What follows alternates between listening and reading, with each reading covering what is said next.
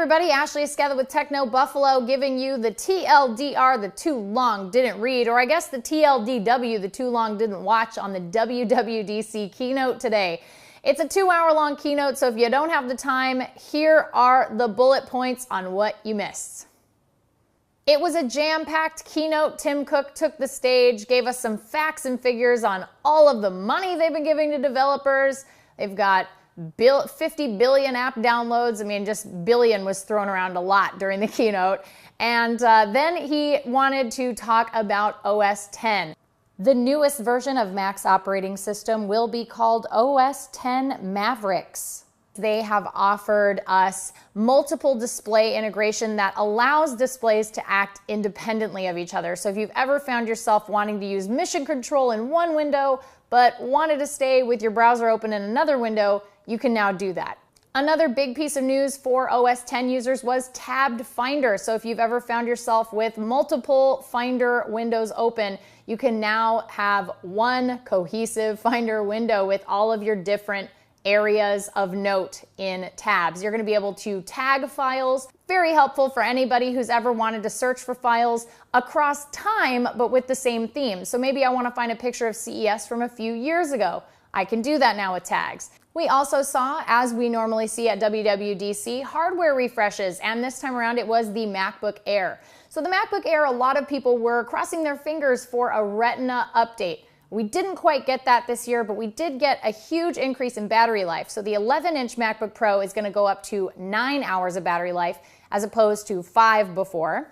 And the 13-inch MacBook Pro, because it has a bigger battery, is actually going to go up to 12 hours of battery life as opposed to the 7 it had available to it before. So that's a pretty big leap and leads me to the conclusion that it's pretty obvious Apple is actively working on bringing Retina to the MacBook Air. It's just going to take time because they have to make sure that the battery life is sustainable for something like Retina. There was also a hardware unveiling, something I was hoping to see this year at WWDC, and Apple made my wishes come true.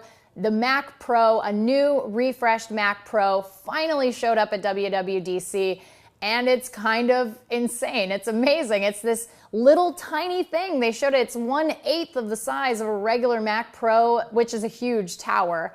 And they have added Thunderbolt ports. They've got the standard USB. They are rocking 2 video cards by default in there by AMD.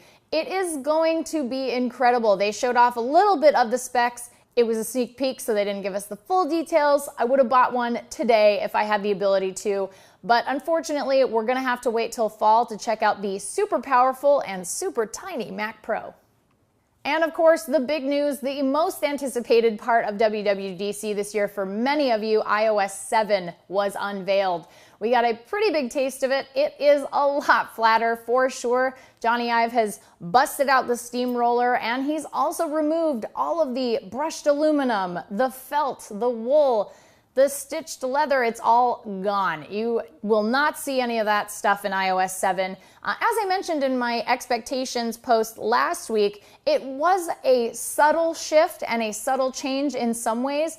If you've used an iPhone for a long time, it will be a big change for you, I think. But if you have used Android or Windows Phone, it might be a little bit less of a shift. It might be something you're a little more used to. Finally, multitasking, you have these lovely notifications.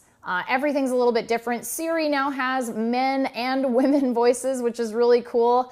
I would like to see Apple license GLaDOS's voice. I would like to see GLaDOS telling me how to run my iPhone, but I don't think they'll do that. But if you do, Apple, you're welcome for the great idea. Apple also announced iTunes Radio. It is a radio service similar to Pandora. They also have the same similar sort of fee structure, but it's a little bit different. So if you have iTunes, but you don't have iTunes Match, that's $25 a year, you will get an ad-supported version of iTunes Radio. If you subscribe to iTunes Match, which is $25 a year, you get an ad-free version of iTunes Radio. So it's sort of a value add to iTunes Match. The real question is the functionality and the service similar to Pandora, and can Genius provide an equivalent algorithm to Pandora's Music Genome Project? Those are the 2 big questions about iTunes Radio. I'll be really curious to try it out. I'm sure we're going to be giving it a test run as soon as we have access to it, so stay tuned for that. But at the end of the day, it'll be really interesting to see how many users leave Pandora and come to iTunes Radio because they're already using iTunes Match. That's it for the WWDC TLDW, I guess. Too long didn't watch. We will see you guys for recaps all over E3's show floor, but for now, I gotta start saving up for my Mac Pro.